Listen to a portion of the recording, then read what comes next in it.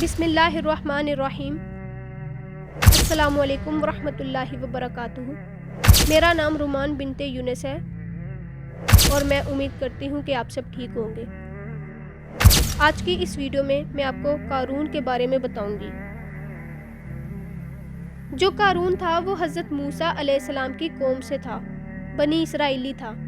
بعض روایات میں آتا ہے کہ وہ حضرت موسیٰ علیہ السلام کا کزن تھا، یعنی ان کے چچا کا بیٹا تھا۔ قارون شروع میں ایک نیک انسان تھا اور اللہ تعالیٰ کی عبادت بھی کرتا تھا۔ وہ تورات کا بڑا عالم بھی تھا اور وہ قوم میں عزت کی نگاہ سے دیکھا جاتا تھا۔ اللہ تعالیٰ نے قارون کو اتنی دولت دی تھی کہ اس کے خزانے کی چابیاں لمبے لمبے لشکر اٹھایا کرتے تھے۔ طاقتور لوگوں کے لیے بھی اس کے خزانے کی چابیاں اٹھانا مشکل ہو جاتا تھا، اور اس دور میں خزانہ سونے اور چاندی کے سکے ہوتے تھے۔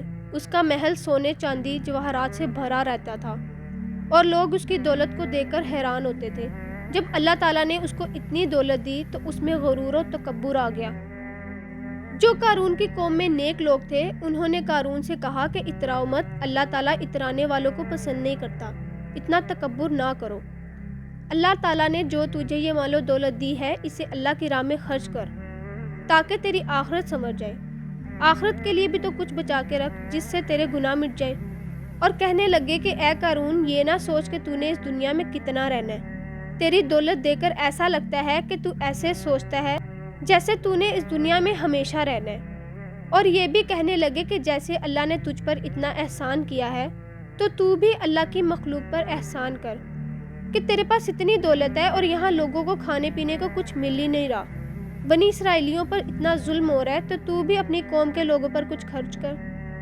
تو قارون جواب میں کہتا ہے کہ میں نے اپنے علم، عقل اور اپنی مہارت سے یہ سب کچھ حاصل کیا ہے۔ وہ سمجھتا تھا کہ اس میں اللہ تعالیٰ کا کوئی دخل ہی نہیں۔ تو اللہ تعالیٰ نے فرمایا کہ اس کو پتہ ہی نہیں ہے کہ اس سے بھی بڑے بڑے لوگ میں اس سے پہلے ہلاک کر چکا ہوں۔ ایک دن قارون اپنے طاقتور اور شان و شوکت والے لشکر کے ساتھ کہیں نکلا تو وہ لوگ جو شان و شوکت اور دولت کو دیکھ کر اپنی رال ٹپکاتے ہیں، جب انہوں نے قارون کو بڑی شان و شوکت کے ساتھ آتے ہوئے دیکھا تو کہنے لگے، ہائے کاش ہمیں بھی ایسا کچھ ملتا۔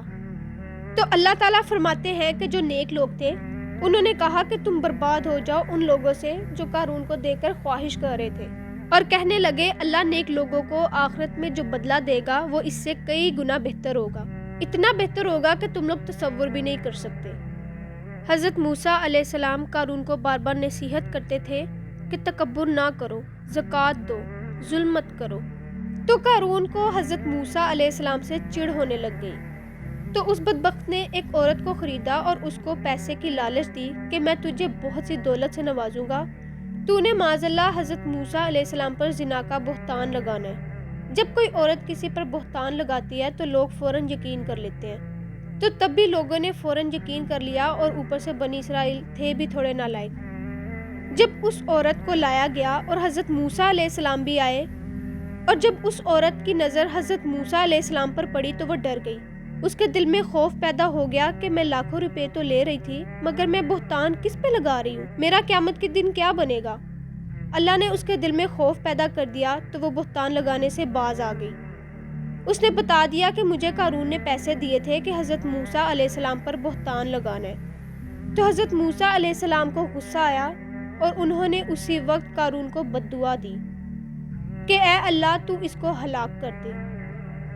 وہیں قارون اپنے خزانوں سمیت زمین میں دھنسنا شروع ہو گیا اور حضرت موسیٰ علیہ السلام کو پکارتا رہا کہ اے موسیٰ مجھے معاف کر دے۔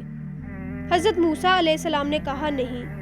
جیسے جیسے قارون اور اس کا مال زمین میں دھنس رہا تھا تو کل جو لوگ خواہش کر رہے تھے کہ ہمارے پاس بھی یہ شان و شوکت ہوتی، وہ قارون کو دیکھ کر کہنے لگے، افسوس اللہ اپنے بندوں سے جسے چاہے رزق دے اور جسے چاہے نہ دے۔ اگر اللہ ہم پر مہربانی نہ کرتا تو ہمیں بھی زمین میں دھنسا دیتا۔ واقعی اللہ کا انکار کرنے والے کبھی بھی کامیاب نہیں ہوتے۔ اگر آپ کو میری یہ ویڈیو پسند آئی ہے تو اسے شیئر اور لائک کرنا مت بھولیے گا۔ اللہ حافظ۔